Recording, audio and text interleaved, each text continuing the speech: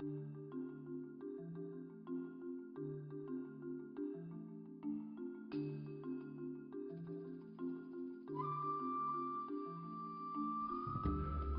National Association of Software and Services Companies, NASSCOM, is the premier trade body and the Chamber of Commerce of the IT BPO industries in India. NASSCOM is a global trade body with more than 1,200 members, which includes both Indian companies and multinational companies that have a presence in India. Objectives of NASSCOM include maintaining close interaction with the Government of India in formulating national IT policies with specific focus on IT software and services, maintaining a state-of-the-art information database of IT software and services-related activities for use by both the software developers as well as interested companies overseas, encourage members to provide world-class quality products, services, and solutions in India and overseas, and help build brand equity for the Indian IT software and services industry, taking effective steps to campaign against software piracy, provide an ideal forum for overseas and domestic companies to explore the vast potential available for joint ventures by organizing business meets with delegations of various countries, work actively with overseas governments and embassies to make the visa and work permit rules more India industry friendly. We recently spoke with Mr. Kiran Karnik, President of NASSCOM. Mr. Karnik, it's good to see you again. Thank you. As President of NASSCOM, you have this unique perspective on the Indian IT and ITES and BPO industries.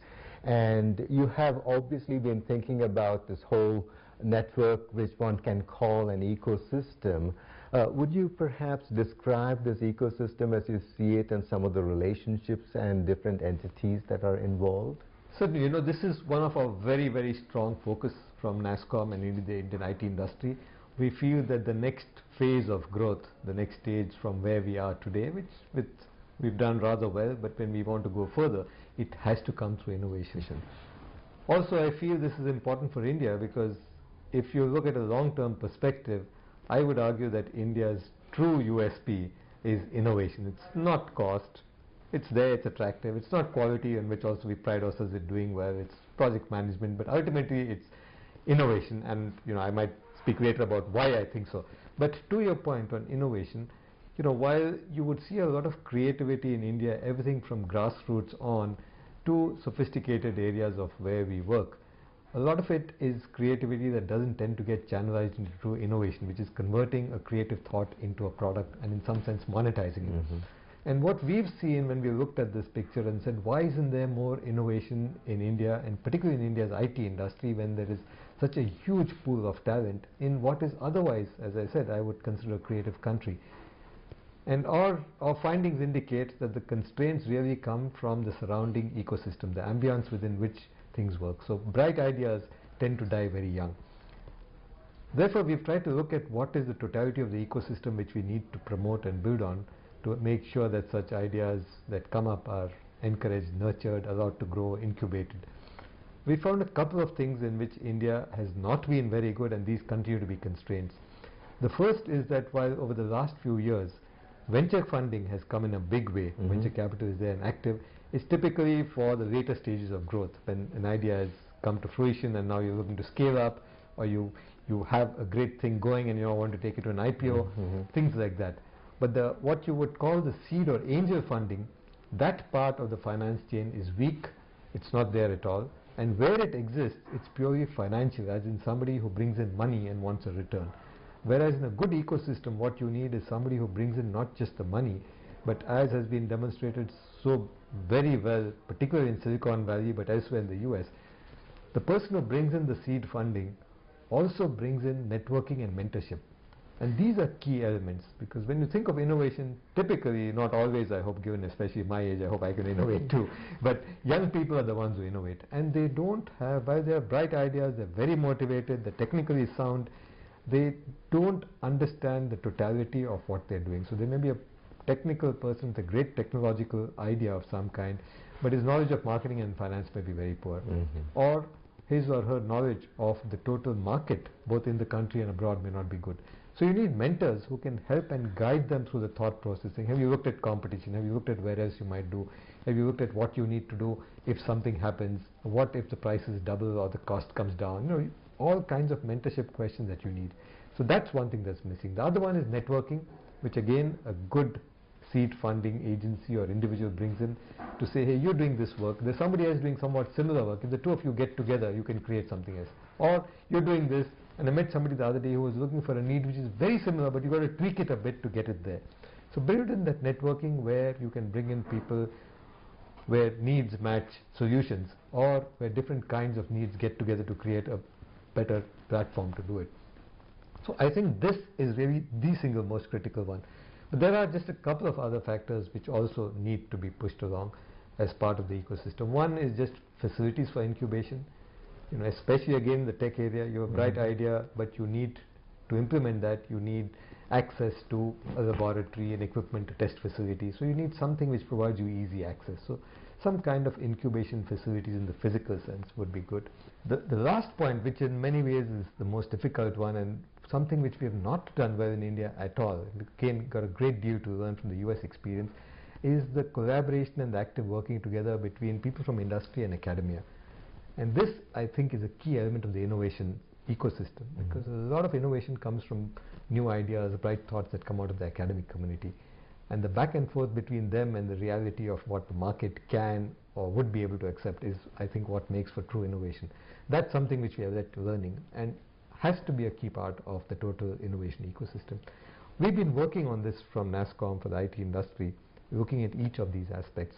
And I think slowly we're beginning to get them into place. The finance part, the getting a few more of the people who can bring true mentorship and networking is moving rather well. The industry-academia interface is improving, but that's, as I said earlier, the toughest one. I don't know when we're going to be able to get over that one, but we're trying. In the US, it is unusual for an entrepreneur or a startup to think globally.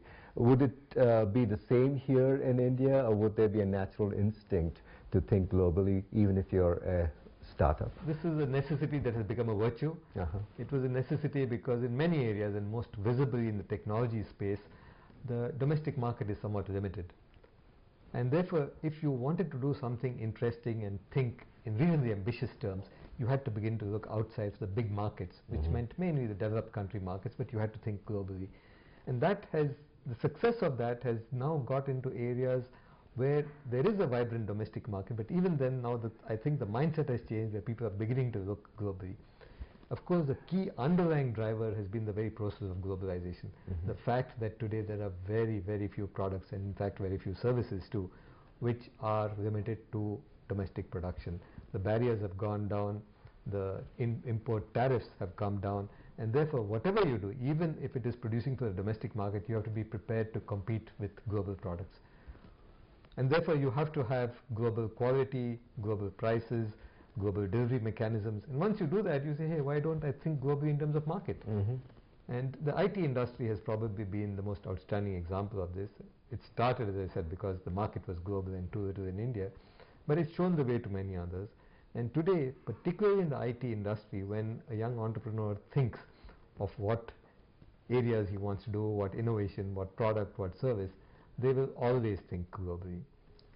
Of course, one additional dimension in the whole IT space has been the price differential between what you can command in the Indian market and abroad.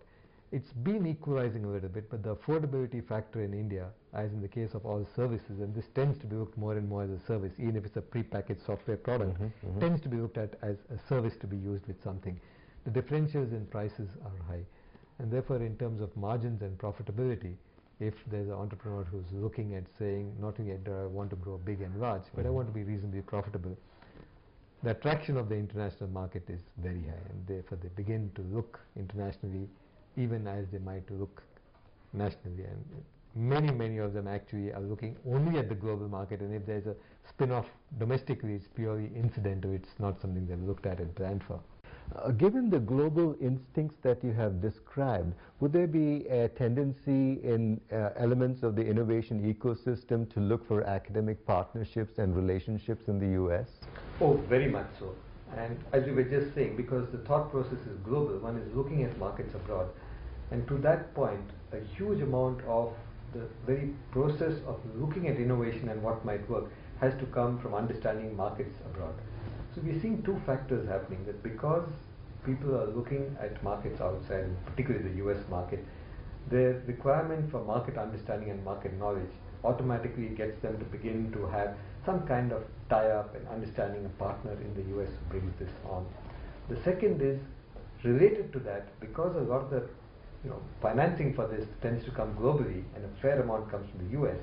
Going back to the point I was making earlier about networking and mentoring, the networking is required very substantially for a young entrepreneur in the US, because his or her product is going to have its biggest market in the US, and therefore a tie-up with the US makes eminent sense for that. So far, in my experience, most of this has been linked to a tie-up that happens between individuals, companies in the technology space here. Linkages between the academic community in the US and an entrepreneur in India have so far not developed to any sizable or really, something which you can talk about. There may be a stray case here or there, and that hasn't happened. But I see that as the next stage. I was talking yesterday of talking earlier of an ecosystem of academia industry collaboration. And in today's world, it doesn't have to be physically proximate. You don't have to be in the same geographical area. You can have a university which is 10,000 miles away, collaborating with an entrepreneur and innovator who is far out. So I do see in the future this possibility of an academia industry collaboration happening across the ocean, where the academic community in the US, which is so active, vibrant and live and has a phenomenal understanding of new technologies and the possible uses in the US market, will tie up with an Indian innovator who doesn't know the US market but who wants to tap into the intellectual capabilities and new findings in the academic community in the US and use the talent in India to create a product and innovation. This is a rather difficult question, especially in this challenging, dynamic field. But could you perhaps share with us your perspective of what the future is over the next 5 years in this industry? This is a very, very interesting and changing area, and to look anything beyond 5 years requires a great deal of either foolhardiness or exceptional bravado, because technology is changing so fast. But you put a good time frame. 5 years, I think one can, with reasonable amount of justification, try to predict.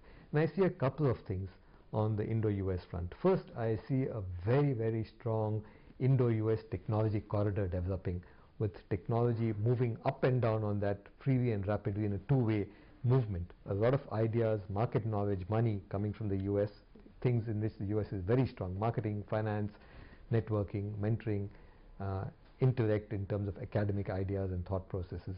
And from India, you get a lot of talent, you get scale, and you get lower costs, which are important not as costs themselves, because nowadays in most cases you're looking at other dimensions, but they're important because you can try out many more things. So if you have and want to create a product and say, hey, I want to try out 10 different alternatives, you can afford to do it in India. In the US, maybe you can only try out 2 or 3.